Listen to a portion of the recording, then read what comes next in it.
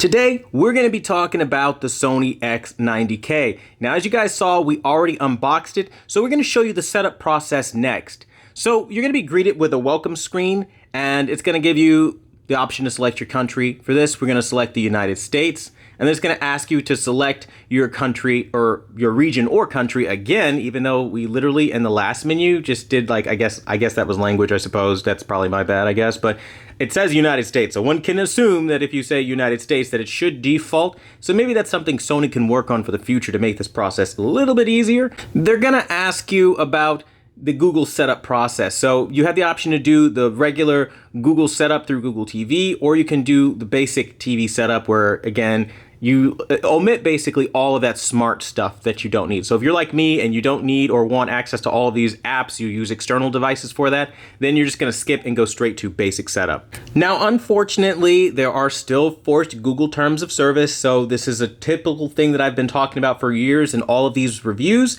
and this is no different. So if we go to the second paragraph, they basically give you a little disclaimer telling you that devices may receive and install updates from the Google Play Store or the manufacturer, and some of these apps have additional purchases, and that you can remove them and adjust your permissions at any time from your settings, but that's still something you have to be okay with. The potential of, again, installing and receiving updates. And then more damningly, as I always say, at the bottom, it says Google also temporarily collects and stores your voice and audio data basically from your microphone to help improve product experience, but it's still collecting that voice data. So for me, that's where I kind of bow out, and I don't really like these terms of service, because if you don't agree with that part, there's no option to skip and like use it offline and then maybe agree later if you want to use some of the smart features. So again, I feel as though when you go through the basic TV setup, there should be an option if you already omitted the Google TV setup.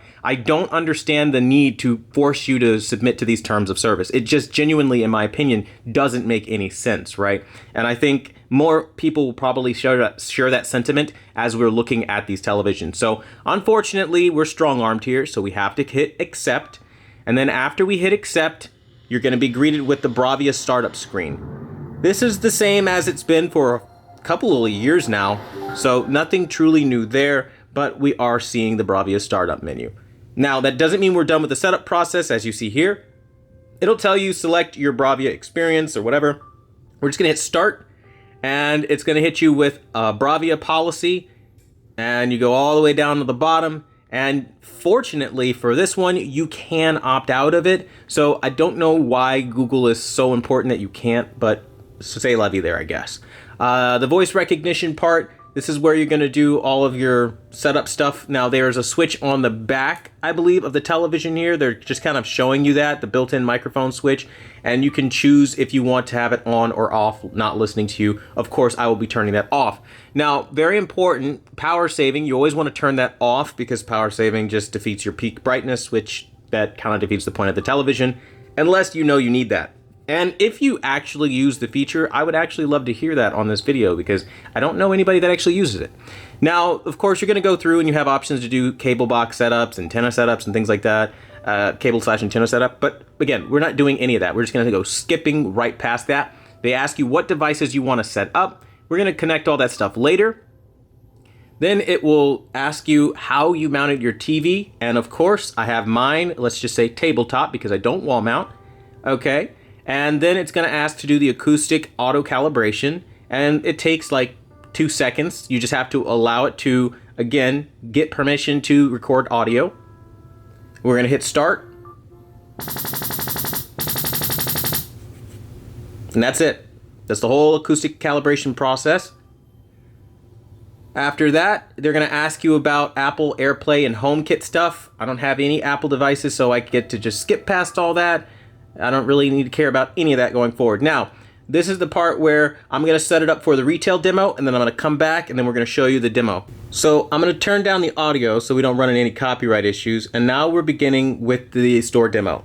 Now, the first thing I immediately noticed is that there was a little bit of blooming there. I don't know what these settings are. This is just straight out of the box, so of course there's definitely going to have to be some sort of adjustment here. Another thing that I'm noticing is that honestly speaking, it doesn't really, again, from where I'm sitting, look like the motion is the best. It does look to have a little bit of motion blurring happening when you have panning objects. It's not quite as fluid. So I don't know what that's going to translate to in the real world experience. Again, this is just a store demo to give you an idea of the initial picture quality and things like that after setup. Of course, I will go through and do an in-depth calibration, a beyond reference calibration. I will be comparing this to the Sony X900E, which is my champion reigning for the better part of the last few years from Sony. And again, we're just going to see if Sony is actually improving with these models and making any noticeable difference forward.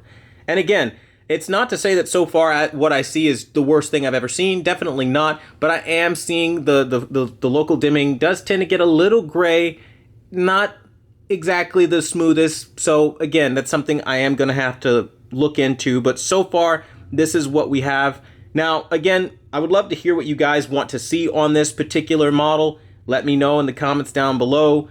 Reach out however you can, and we'll do what we can to make it happen for you guys. I'll have, again, more videos comparing this against the Samsung S95B, the LG C1, like a whole gamut of things that we're just going to be getting ourselves into. So if you're interested in that, subscribe, smack a like on this video, and until next time, I'll see you guys later.